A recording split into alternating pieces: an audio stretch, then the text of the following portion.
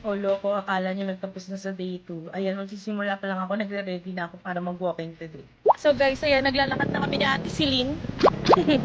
Siya ulit ang kasama ko today. May nakita pa akong pangit.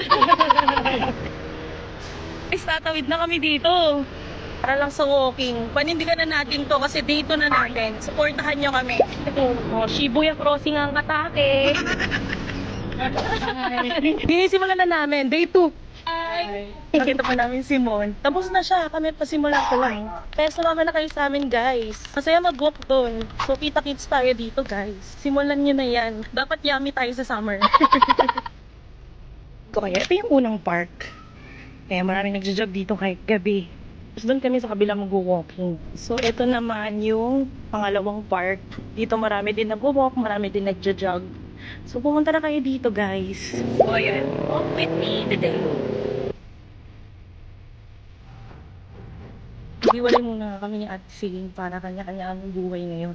Siya kasi parang ano na siya, 7K steps na siya. Ako, 400 something pa lang. Ngayon parang magsisimula yung aking 10K steps. Hi, Ate Celine!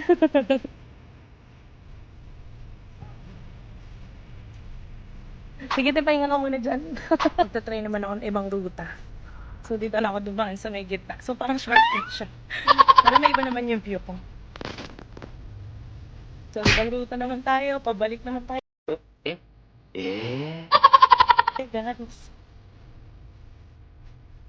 Guys, tapos na kami mag-walking. Yun lang. Bye! Ano ako?